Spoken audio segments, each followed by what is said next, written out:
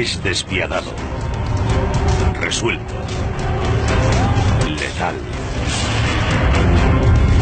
y uno de los mejores tácticos militares que el mundo haya conocido. Un brillante estratega cuyas tropas desean matar y morir por él. Todo por la gloria de Grecia. Es Alejandro Magno. En el siglo IV a.C., Alejandro gobierna más de la mitad del mundo conocido. Pero eso no es suficiente para él. Quiere más. Ansioso por expandir su imperio, Alejandro desea conquistar un nuevo territorio, la India. Todo lo que se interpone ante él son dos inmensos ríos y 750.000 de soldados indios.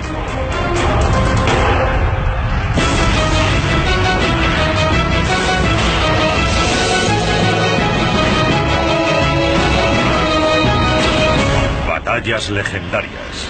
Alejandro, el señor de la guerra. Año 331 a.C., la batalla de Arbela o de Gaugamela. Cerca de 50.000 griegos luchan contra un antiguo enemigo, los persas. Cada una de estas dos superpotencias lleva cientos de años derramando la sangre de la otra.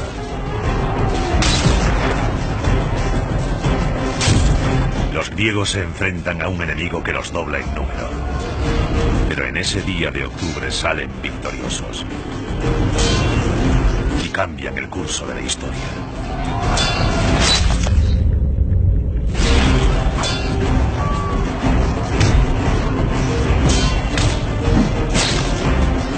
Y se lo deben a la brillantez táctica de su comandante. Alejandro Magno tiene entonces 25 años. Ha llegado su momento. Realmente Alejandro tiene un carisma increíble. Es guapo y con un físico fuerte y musculoso. Es muy carismático y sus soldados prácticamente lo adoran. En menos de 5 años había conseguido llevar a cabo un importante plan estratégico: la invasión y la destrucción del imperio persa. En 5 años logró eliminar la oposición interna y forzar una batalla crucial en la actualidad, en las llanuras de Gaugamela, donde destruyó los restos del ejército persa. Por derecho de conquista, se convirtió en el emperador de toda Persia. Hay quien cree que Alejandro está predestinado a alcanzar la grandeza por su estirpe, que la familia de su padre desciende de Hércules y la de su madre de Aquiles. El imperio de Alejandro se extiende ahora desde Grecia hasta Egipto, hasta el actual Afganistán, uno de los mayores de toda la historia. Pero la sed de Alejandro de poder y gloria es insaciable.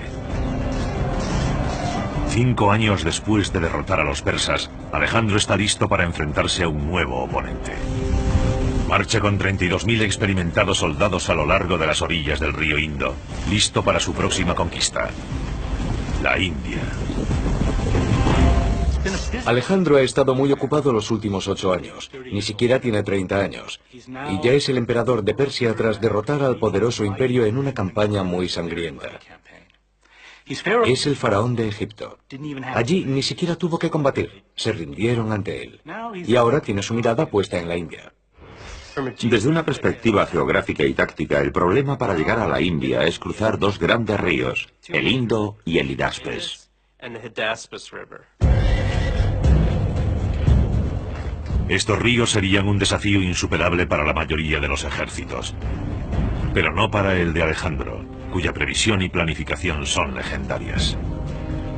Con 2 años de antelación ordena que viajen fabricantes de barcos desde las costas de Siria para construir las naves que permitirán a sus tropas cruzar el río Indo. Cuando Alejandro logre cruzar el Indo, deberá enfrentarse al rey Ambi, gobernante de Taxila. Taxila es la capital de Panjab, un país situado entre los ríos Indo e Hidaspes. Ambi tiene 2 opciones. Una es luchar, ver su ciudad aniquilada y probablemente ser ahorcado. Alejandro solía aplicar a sus enemigos muertes lentas, públicas y dolorosas como castigo ejemplar. La otra opción es colaborar, salvar su ciudad y tal vez incluso conservar su trono. Ambi decide evitar la confrontación. Alejandro cruza el río y se apodera fácilmente de Taxila, convirtiéndola en una base de operaciones para su invasión de la India. El siguiente obstáculo es alcanzar y cruzar el segundo río, el Hidaspes. Está a 160 kilómetros de distancia, pero Alejandro lo tiene todo previsto. Su ejército no puede transportar barcos enteros 160 kilómetros por la India hasta el Hidaspes. Así que los desmontan y los transportan por partes. Eran una especie de embarcaciones plegables que permitían construir la estructura y transportar sus partes por separado. Así que cuando querían cruzar un río podían ensamblarlas un par de días antes. Alejandro tarda 2 meses en llegar al río Hidaspes. Su leal y fiel ejército se compone de 23.000 soldados de infantería y 9.000 de caballería. Muchos han combatido con Alejandro desde el principio, seducidos por su personalidad y sus sueños de gloria. Luchaban por el honor y la gloria individual.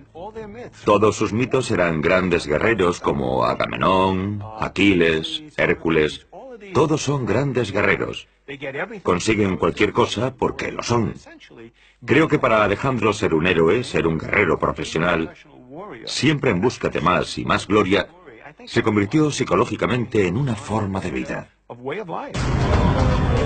En la otra orilla del río Hidaspes espera a Alejandro un adversario igualmente orgulloso y valiente, el rey indio Poros de Paura. Poros desciende de una larga estirpe de reyes guerreros. Mide más de 1,80 m, un gigante para aquel siglo IV a.C. Como es su costumbre, Alejandro intenta primero una conquista diplomática. Invita a Poros a reunirse con él para, básicamente, ofrecerle la oportunidad de evitar males mayores si le rinde tributo y entrega su trono pacíficamente. Poros no solo se niega a rendirse, sino que desafía al legendario Alejandro Magno a luchar. Le dice, sí, nos encontraremos, pero en el campo de batalla. Poros está dispuesto a defender su reino a cualquier precio. Tiene bajo su mando unos 30.000 soldados de infantería, 2.000 de caballería y 300 carros. Pero además tiene algo que ni Alejandro ni los griegos han visto jamás. Dispone de 200 elefantes de guerra, listos para el combate.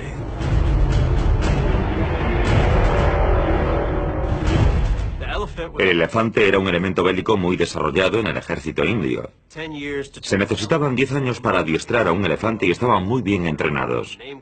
Respondían a sus nombres a toques de silbato y combatían. Intentemos imaginar la situación. Poros está en la orilla este del río Hidaspes, dispuesto a impedir que Alejandro lo cruce. En la orilla oeste se encuentra el ejército de Alejandro, y entre ambos fluye un río bastante ancho, bastante profundo y bastante rápido, el Hidaspes. Alejandro se enfrenta a un gran desafío: lograr que su ejército de 32.000 hombres cruce el río embravecido sin perder el crucial factor sorpresa. Si se limita a cruzar justo delante de Poros, sus soldados serán blancos fáciles. El ejército indio los eliminará fácilmente uno a uno con sus flechas en medio de la corriente o al intentar llegar a la otra orilla. Alejandro necesita un plan táctico y pone en marcha una increíble partida del juego del gato y el ratón. En caso de duda hay que engañar y fingir. Comienza con el simple hecho de encargar suministros logísticos de grano. Comienzan a llegar envíos de cereales y lo hace por una razón psicológica. Estamos a finales de primavera o comienzos de verano. La conclusión es que no tiene intención de cruzar por ahora, sino hacerlo cuando la corriente y la profundidad del río sean menores. Poros está convencido de que no cruzarán hasta la siguiente estación, y Alejandro moviliza a sus hombres. En la segunda etapa del engaño, movilizó parte de su ejército, sobre todo la caballería, pero también algo de infantería, y ordenó que marchasen por la orilla, corriente arriba, corriente abajo, arriba y abajo. En un principio eso haría pensar a Poros que estaba buscando un lugar para cruzar, Quizás sea para utilizarlo en un futuro, pero está buscando un lugar para cruzar. Muy bien, averiguaré por dónde va a cruzar y desplegaré mis tropas contra él. Así que Poros y su ejército comienzan a seguir a Alejandro por la orilla opuesta. Poros sigue los movimientos de las tropas griegas con todo su ejército. Esto pudo prolongarse una semana o dos y Alejandro siempre ha regresado al campamento. Por lo que Poros piensa, esto no tiene sentido. Aunque esté buscando un lugar para cruzar, no hay necesidad de que haga marchar a todo mi ejército arriba y abajo por la orilla. Y lo que hace es establecer vigías en su orilla del río.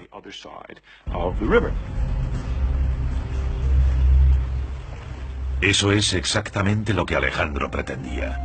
A continuación ordena a sus hombres iniciar la segunda etapa de su minuciosa campaña. Su misión es encender hogueras, hacer ruido y atraer la atención cada noche. Alejandro vuelve a centrar la atención del ejército de Poros en el ruido que hacen sus hombres en la orilla del río. Alejandro ha logrado una ventaja táctica muy importante: la capacidad de mover su ejército por su orilla del río sin provocar una respuesta táctica importante del enemigo. Básicamente, ha reducido el nivel de alerta, la capacidad de atención de Poros y de su ejército. Por fin, después de 2 meses y al amparo de la oscuridad, Alejandro conduce un contingente de tropas fuera del campamento. Debido a la situación a la que se ha acostumbrado, Poros casi no presta atención. Alejandro nunca tuvo la intención de esperar para cruzar el río. Todo lo que ha hecho hasta ahora es crear la situación necesaria para cruzar el río sin alertar al ejército indio y así lograr una ventaja táctica. Es absolutamente brillante. Sabe exactamente por dónde va a cruzar y que lo va a hacer esa noche. Lo que hace es remontar el río 27 kilómetros por la orilla, con 10.000 soldados de infantería, 6.000 de caballería y 1.000 arqueros de caballería ligera aproximadamente. Pero Poros no será el único sorprendido esa noche. El río Hidaspes también deparará algunas sorpresas a Alejandro.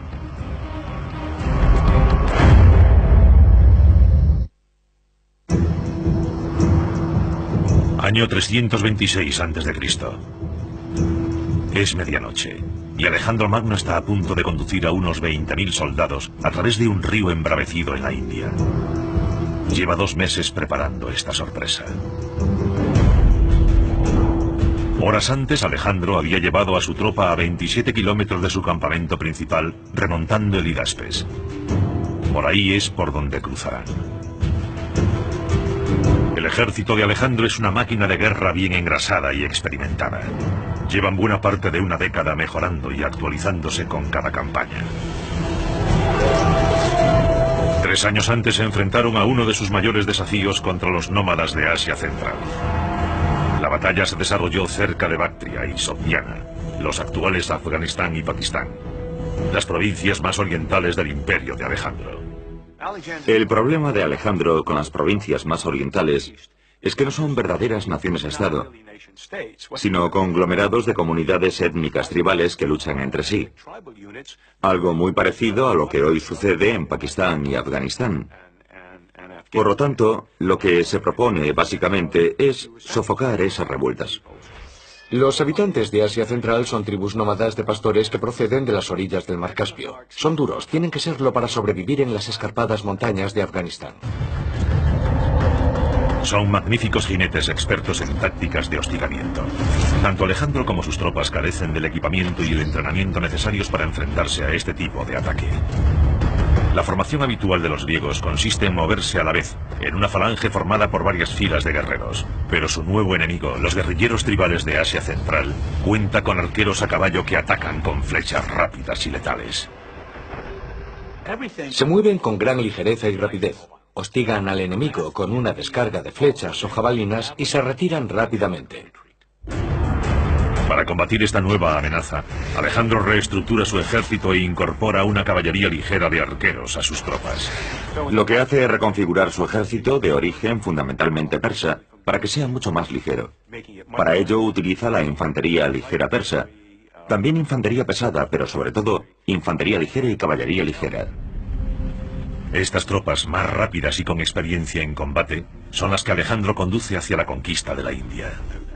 Tras 2 años de guerra de guerrillas en las provincias orientales y haber logrado la victoria, Alejandro fija ahora su mirada más al este, en la India.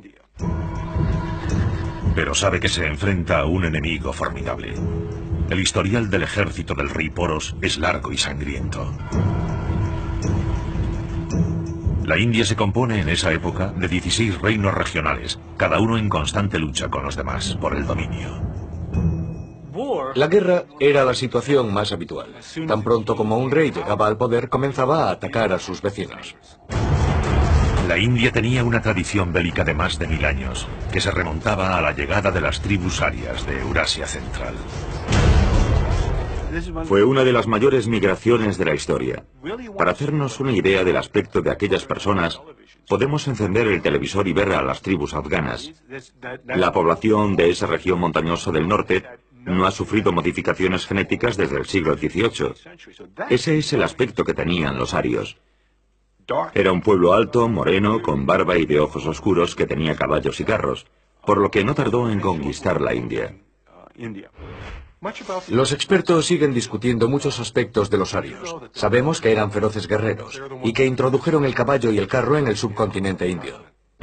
Los carros aportan movilidad y velocidad en el campo de batalla y permiten a los arios conquistar la mayor parte del subcontinente. También sabemos que durante un milenio tras la invasión aria, la India fue gobernada por guerreros cuyas tribus estaban constantemente en guerra unas con otras.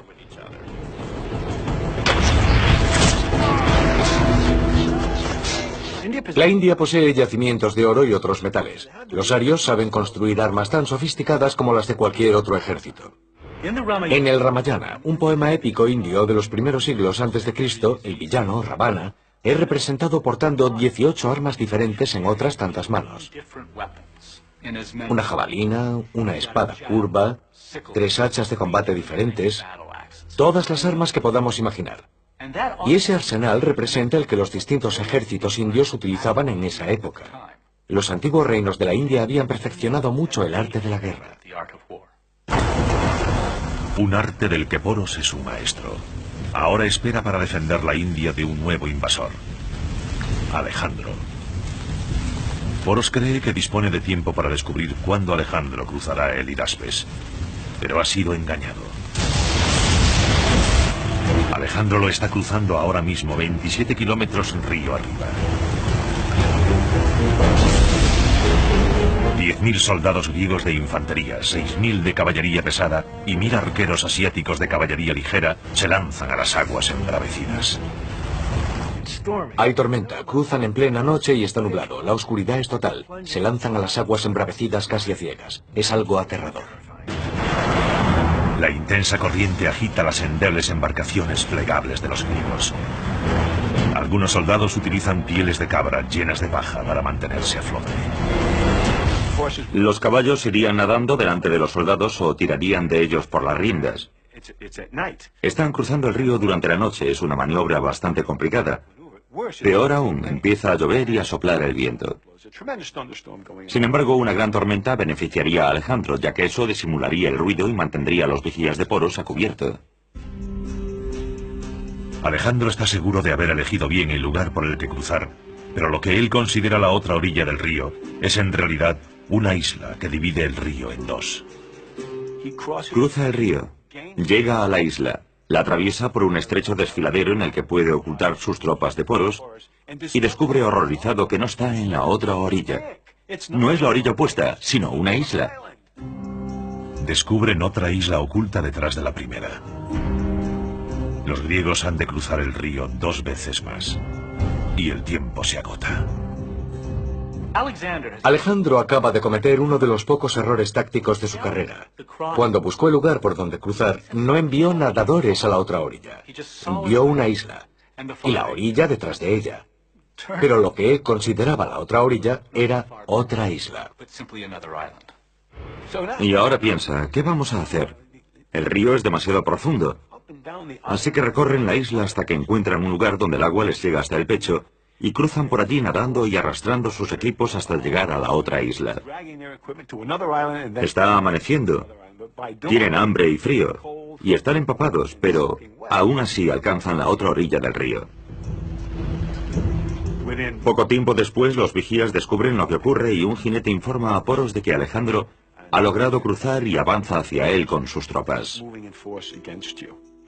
Poros se enfrenta a un dilema. Sus vigías dicen que Alejandro ha cruzado el Hidaspes, pero enfrente de su campamento ve un gran número de tropas griegas. Alejandro, astutamente, había dividido su ejército la noche anterior. Unos 15.000 soldados cruzaron el río, pero otros 12.000 se quedaron en el campamento. Dejando esas tropas en la otra orilla impide que Poros se mueva porque ignora por completo si Alejandro ha movilizado el grueso de su tropa o se trata de un señuelo.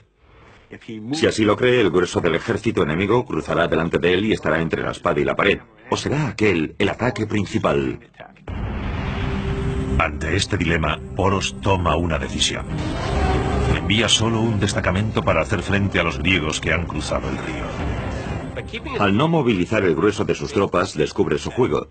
Cree que el grueso del ejército griego está frente a él al otro lado del río, y lo que se aproxima hacia él es un contingente más pequeño. Poros envía solo 2.000 de sus 4.000 soldados de caballería pesada y 200 de sus 300 carros hacia el norte a enfrentarse con el enemigo. Su comandante será el hijo de Poros, también llamado Poros. Al mismo tiempo, Alejandro moviliza a sus exhaustos hombres y marcha hacia el sur con su caballería pesada en cabeza. Detrás de ellos van los arqueros asiáticos de la caballería ligera y detrás, la infantería. Pero tan pronto como Alejandro ve el avance de la caballería pesada y los carros del ejército de Poros, se detiene y bajo la inmensa presión del campo de batalla, reconfigura sus tropas sobre la marcha. Alejandro es brillante, sabe exactamente cómo y cuándo modificar su ataque o su defensa en un momento dado. Ve la configuración del ejército de Poros y retira de inmediato su caballería pesada. Enfrentar su caballería pesada contra los carros y la caballería pesada del enemigo no es la mejor opción. Tácticamente sería mejor enviar su caballería ligera para hostigar y detener el avance del enemigo. Y eso hace. Envía a sus arqueros iraníes a caballo. Es un truco que aprendió a luchar contra ellos en los límites orientales del Imperio Persa. La caballería ligera de Alejandro se enfrenta al pequeño contingente del joven Poros. Es el comienzo de la batalla del río Hidaspes.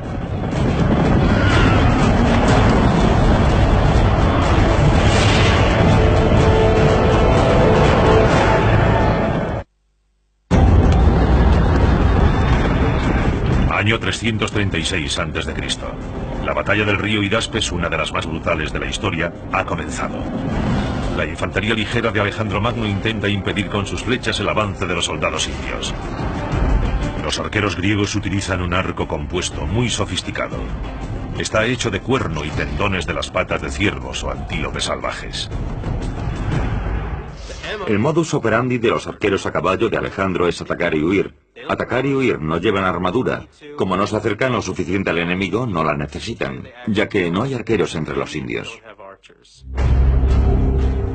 Protegen sus cabezas con gruesos turbantes de algodón y sus torsos con una armadura acolchada, sorprendentemente resistente. Probablemente era como un chaleco antibalas, compuesto quizá de 2 capas de algodón o incluso lana. Entre esas 2 capas habría algodón sin procesar.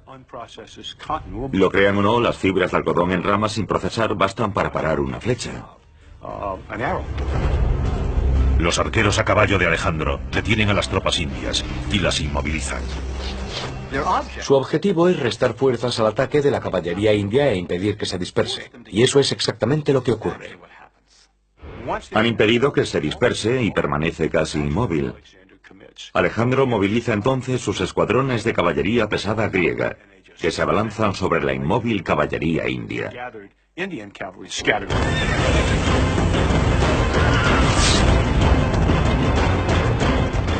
El copis está diseñado para masacrar. Tiene una hoja curvada hacia adelante para obtener el máximo impacto al golpear hacia abajo. Se trata de una antigua herramienta de carnicero, perfecta para la carne y los enemigos. Los carros de arqueros indios lanzan un torrente de flechas contra la infantería de Alejandro. Pero un pequeño escudo de madera cubierto de bronce protege a la infantería griega. Las flechas indias cumplen su cometido, pero las condiciones del campo de batalla favorecen a Alejandro. La lluvia de la noche anterior ha convertido el campo de batalla en un barrizal. Los carros son muy pesados y sus ruedas cubiertas de hierro no pueden maniobrar. Son totalmente inútiles en el barro. Los indios son superados numérica y tácticamente. Mueren casi 500 jinetes indios.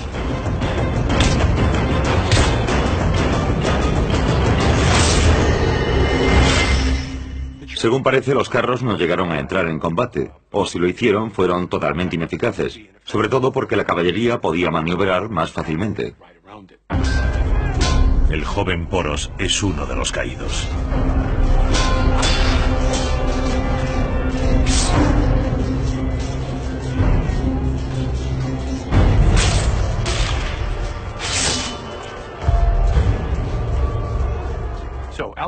Básicamente, Alejandro ha destruido y barrido la tropa de reconocimiento que Poros ha enviado. Los supervivientes se retiran al campamento de Poros. Le comunican que su hijo está muerto, que sin duda es Alejandro quien dirige el grueso de su ejército, y que se dirige al lugar donde están. Poros comprende que el objetivo del contingente griego de la otra orilla del río no es otro que mantenerlo en ese lugar. Poros sigue sufriendo la amenaza de un ataque a través del río, así que deja allí un contingente importante como retaguardia para hacer frente a ese posible ataque. Hace salir al resto de su ejército del campamento y lo dirige río arriba al encuentro de Alejandro. Unas 3 horas más tarde se detiene en un campo de batalla favorable. Según los textos, Poros desplegó su ejército en el primer lugar en el que encontró el terreno seco. ¿Por qué lo haría? Por 2 razones. La primera porque tenía 200 carros a su disposición. La segunda son los elefantes, que son pesados y no sirven de nada si resbalan continuamente.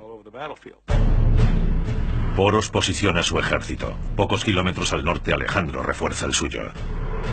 Antes de cruzar el Hidaspes, además de dividir su ejército, había situado refuerzos a mitad de camino entre su campamento principal y el lugar por el que cruzaría el río. Por lo tanto, durante la noche no había dividido su ejército en 2 contingentes, sino en 3. Y estos refuerzos, unos 4.500 soldados de infantería y 3.000 de caballería, son tropas frescas.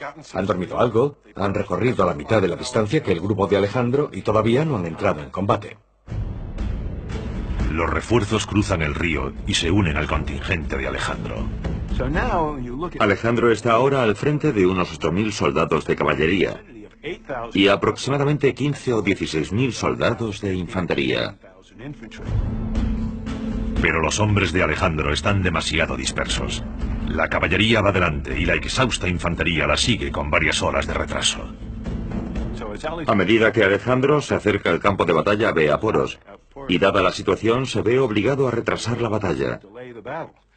Y lo hace ordenando avanzar a sus arqueros iraníes a caballo, que comienzan a hacer pasadas ante el enemigo lanzando flechas.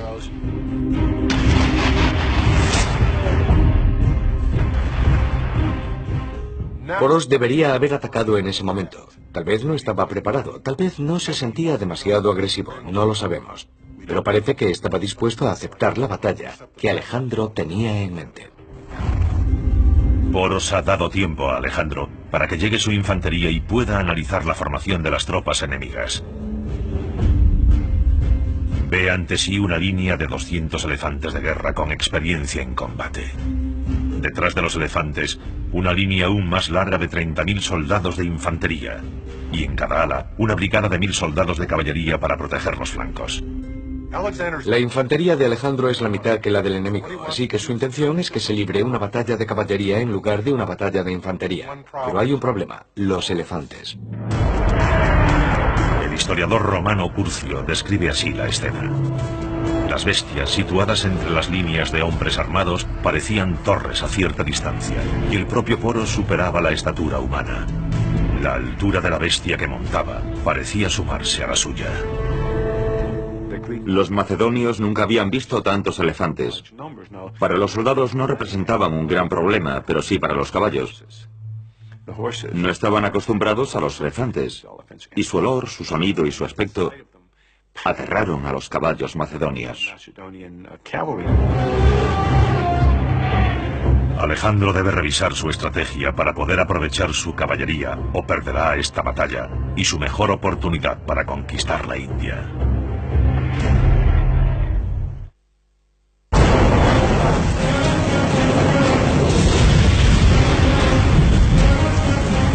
Alejandro ha pasado una dura noche cruzando el río Hidaspes.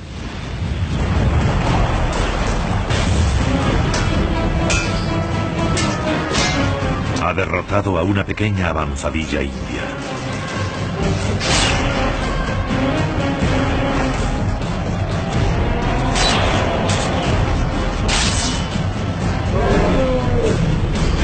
Y ahora está a punto de lanzar su ataque contra el grueso del ejército indio.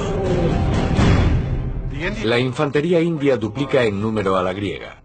Alejandro sabe que su fuerza reside en su caballería, 4 veces mayor que la india. La clave reside en evitar una batalla de infantería. Alejandro tenía la gran habilidad de analizar rápidamente el campo de batalla y de crear una estrategia que le diese ventaja. Alejandro despliega su escuadrón de caballería de 4.000 jinetes hacia el flanco izquierdo de Poros.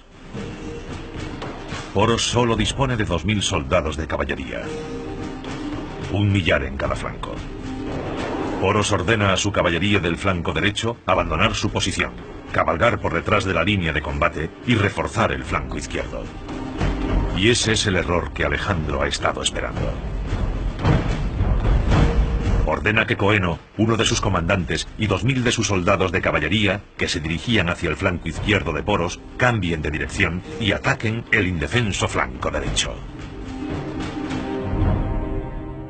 Los 2.000 jinetes llegan al flanco derecho, donde no hay nadie con quien luchar. Giran a la derecha y cabalgan hasta situarse tras las posiciones de los indios. Es una situación extraña que se debe a la brillantez táctica de Alejandro. Coeno y los 2.000 soldados de caballería se sitúan detrás de las líneas indias, y Alejandro ordena a sus arqueros a caballo que descarguen sus mortíferas flechas sobre la caballería india una y otra vez.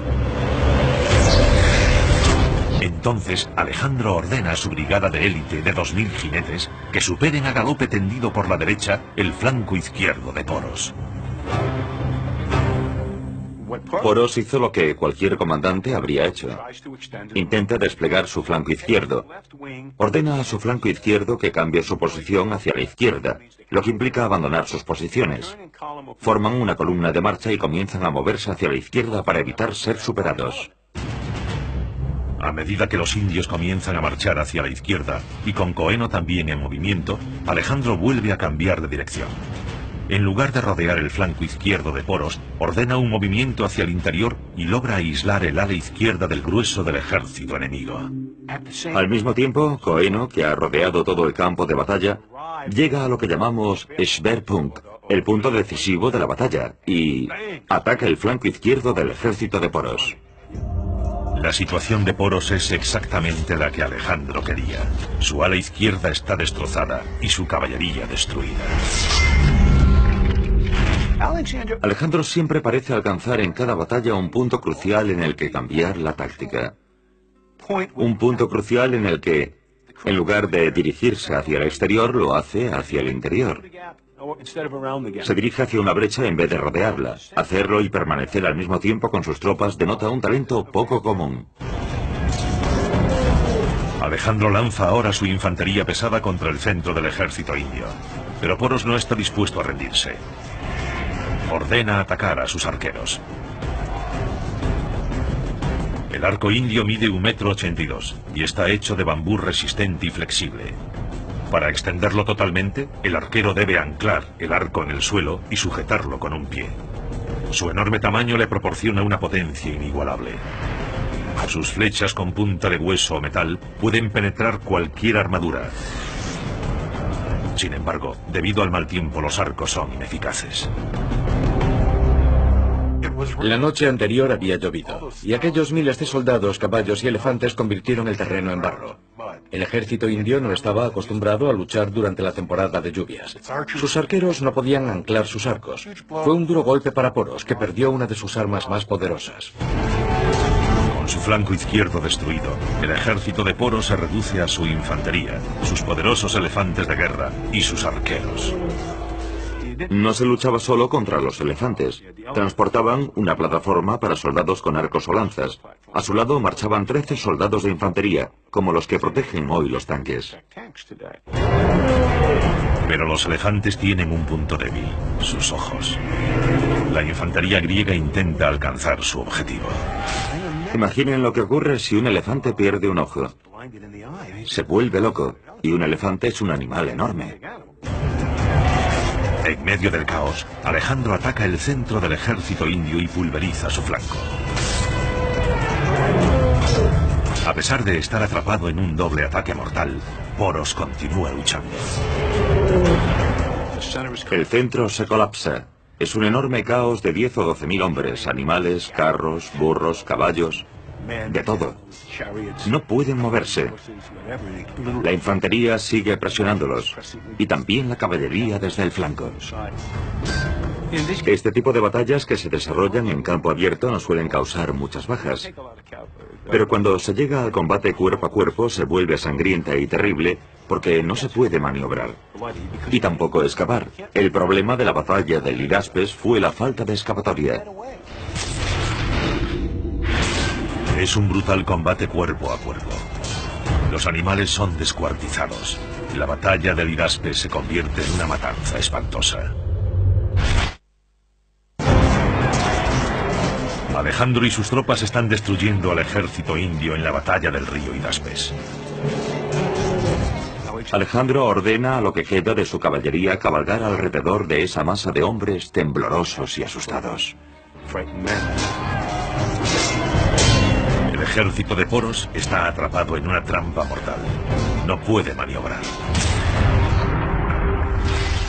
10.000 seres humanos son presionados por otros 8.000 en una verdadera carnicería.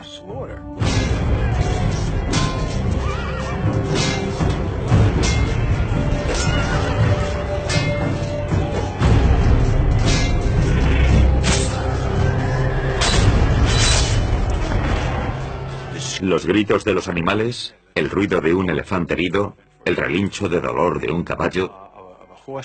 Pensemos que si un caballo resbalaba o caía herido, o un soldado caía, y recordemos que no usaban sillas de montar, morían aplastados.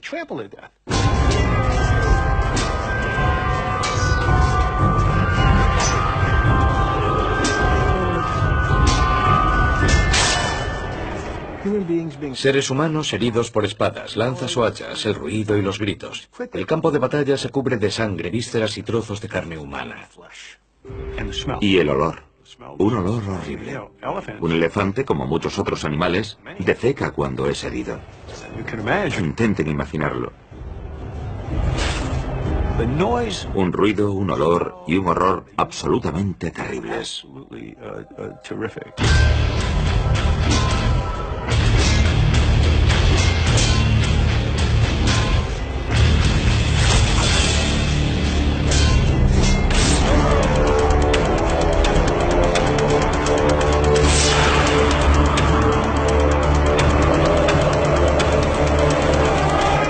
Unas 7 horas después del comienzo de la batalla, el ejército de Poros ha sido prácticamente destruido. Pero Poros sobrevive. El ejército de Poros no ha sido destruido por completo, pero probablemente ha perdido unas 3/4 partes. Él mismo sigue luchando malherido. Alejandro admira la valentía de Poros y su determinación por seguir luchando pese a una derrota segura. Alejandro ve en Poros un espíritu afín. No quiere matar a un guerrero que ha llegado a respetar, así que envía a un mensajero para ofrecerle un encuentro. El historiador griego Arriano recoge aquella conversación. Alejandro fue el primero en hablar y dijo: ¿Cómo debo tratarte? Trátame como a un rey, fue la célebre respuesta de Poros. Alejandro queda tan impresionado por la dignidad y el porte de Poros que le permite seguir siendo rey y conservar sus territorios y sus súbditos. No hay ninguna duda de que Alejandro demuestra una gran brillantez táctica en la batalla del río Hidaspes. Sin duda sabe analizar un campo de batalla. Tiene lo que Napoleón denominó coup d'oeil, un golpe de vista.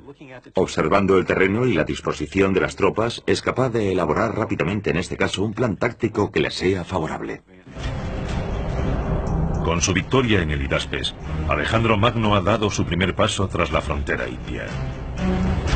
Pero también será el último.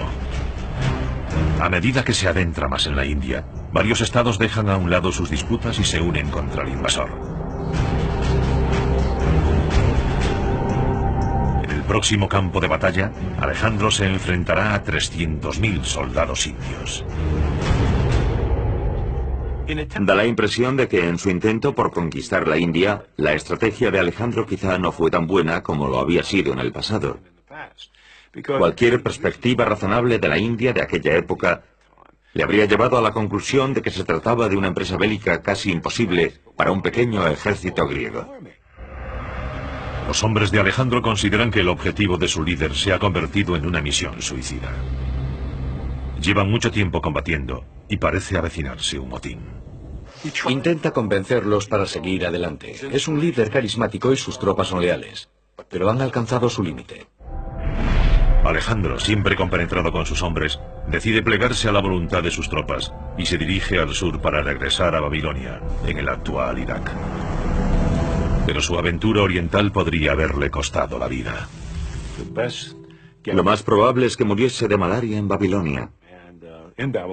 Según los textos, también había sido nombrado faraón, y su cuerpo fue enviado a Egipto, donde fue embalsamado y puesto en un ataúd de cristal.